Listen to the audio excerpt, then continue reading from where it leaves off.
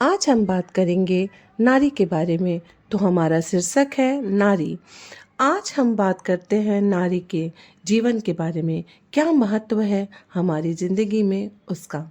ये संपूर्ण जगत उनके बिना अधूरा सा है। सबसे बड़ी तो मातृत्व की क्षमता भी कुदरत ने उन्हें ही प्रदान की है।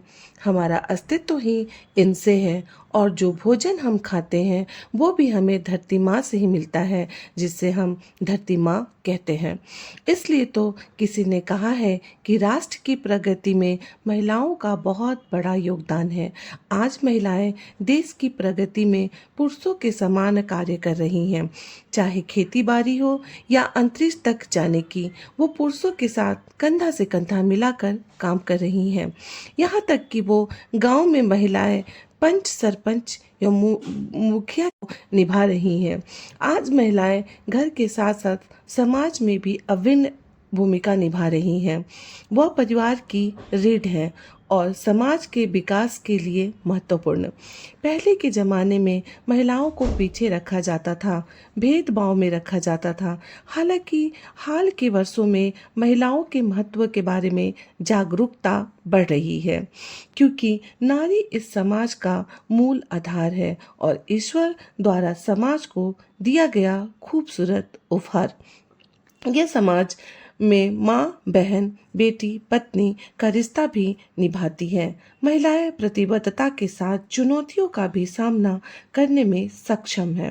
रविन्द्रनाथ टैगोर ने के शब्दों में, हमारे लिए महिलाएं न केवल घर की रोशनी है बल्कि इस रोशनी की लौ भी वो खुद है। अनादिकाल से ही महिलाएं प्रेरणा का स्रोत रही हैं। अगर मैं इस सही शब्दों में कहूँ तो स्त्री एक सृष्टि है। स्त्री के अंदर संपूर्णता प्रदान करने की क्षमता है। नारी के बिना कुछ भी पूर्ण नहीं। ये तो बात हुई नारी की परिचय की, जहां हम नारी के कुछ पहलू के बारे में बात कर रहे हैं। पहले तो जानते हैं कि अस्तित्व नारी की कब और कैसे बदली। इस समाज में बात करूं वैदिक काल की, तो वहाँ महिलाएं की स्थिति ऊंची थी। उन्हें धार्मिक कर्म का अधिकार था।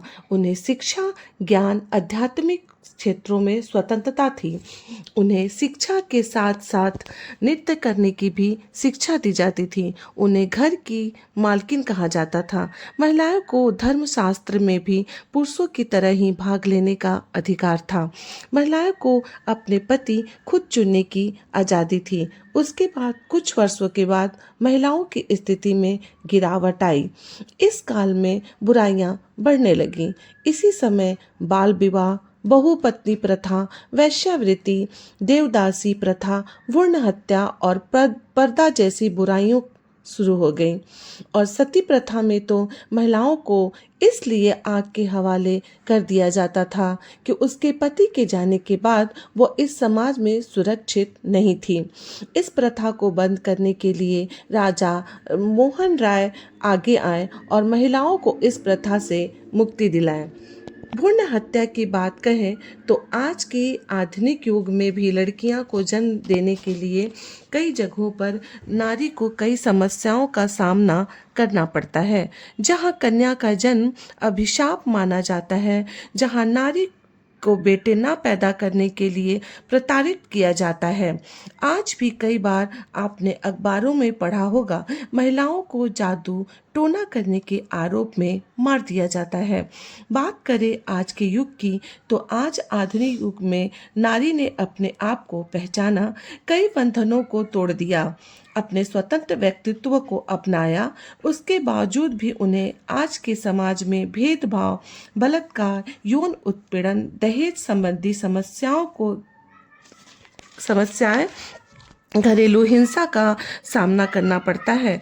बचपन से ही रोक टोक के साथ उनका परवरिश होता है और इसमें वो अपनी आवाज़ उठाने के लिए उन्हें सोचना पड़ता है, क्योंकि ये समाज इतने कानूनों के बाद भी नारी पे कई सवाल उठा देता है, जिसका जवाब उनके पास होते हुए भी वो नहीं दे पाती, क्योंकि ये समाज उन्हें अपने कई सवालों के साथ खड़ा हो जाता है, जहां वह कोई जवाब न देते हुए मौन हो जाती हैं। जहाँ नारी को समानता और स्वतंत्रता का अधिकार मिलना चाहिए, उन्हें इतना शिक्षित स्वावलंबी बनना चाहिए, इस समाज में अपनी स्थिति को मजबूत बनाने और अपने जैसे कई महिलाओं को आत्मनिर्भरता की भावना का संचार करवा सके।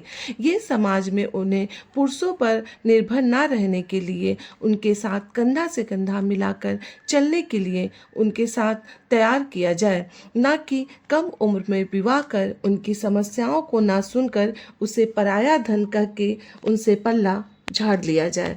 क्योंकि बहुत कठिन है ये नारी का जीवन, समस्याओं का समुंदर जैसा है उनका हर चरण।